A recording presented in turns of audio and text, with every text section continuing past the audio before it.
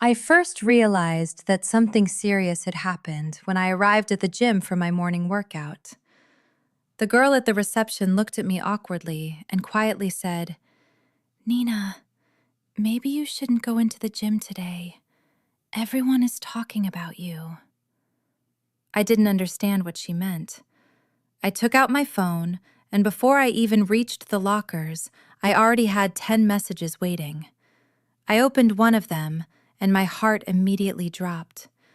There was a photo on the screen. It looked like me, standing in front of a mirror, half naked. Under the picture, someone had written, "Our fitness queen." Before I continue the story, I want to ask you something. Where are you watching or listening from? Which city? Which country? Tell me in the comments. I read them all, and it always makes me smile. My first thought was simple. I have never taken a photo like that. I looked at it more carefully.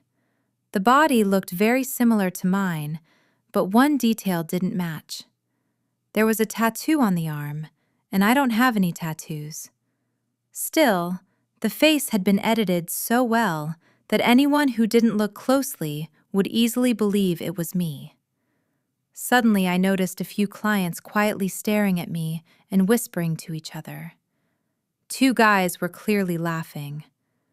At that moment, I felt as if someone had publicly humiliated me in the middle of the gym. I quickly walked to the administrator's office. Lasha was sitting at his computer. "This photo is fake," I told him. "Someone made it." He looked at the screen and calmly replied, "It's already spreading online, Nina. People are talking about it." Right then, our manager, Maya, walked into the room. I put my phone on the table and said, "This photo is not mine." She looked at it and asked, "Are you sure?" Her tone annoyed me. "Of course I'm sure," I answered. Maya then handed me a piece of paper. It was an explanatory statement. According to the document, I was supposed to write that my personal behavior had damaged the gym's reputation. I pushed the paper back toward her. "I'm not signing anything.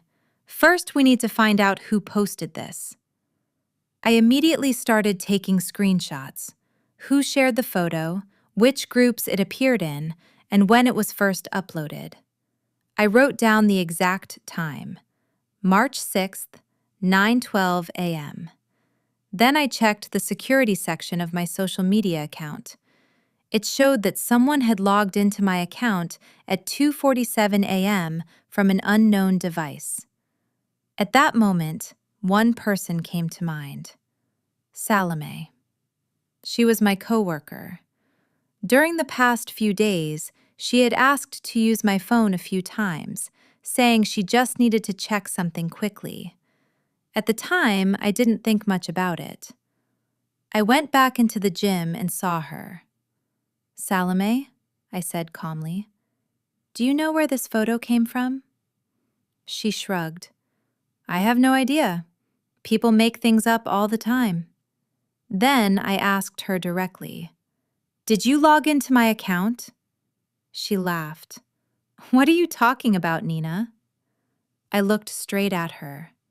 "Then show me your phone." She immediately became tense. "Why should I show it to you?" I didn't argue. At that moment, I understood that something wasn't right. That same day, I went to the police and filed a report. I explained that someone had spread a fake photo using my identity and accessed my account without permission.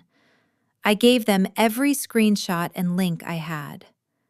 That evening, I also sent Maya a formal email explaining everything that had happened.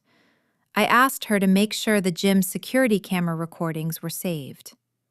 The next few days were difficult. Some clients avoided looking at me, while others watched me with obvious curiosity. The worst part was hearing that Salome was quietly telling people, "Nina just wants attention." A few days later, the police contacted me. They had traced the login into my account to an internet address that was regularly used at Salome's home. The gym arranged a meeting. Maya, Salome, and I sat in the same room. I looked at Salome and calmly asked, "Why did you do this?" She stayed silent for a moment. Then she finally said quietly, "Because everyone always talks about you." The room went silent. I looked at her and said only one sentence. "You damaged my reputation and my life, just so people would notice you." A few days later, the gym ended Salome's employment.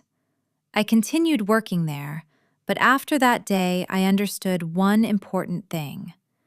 Sometimes the people who hurt you the most are the ones you once trusted as friends.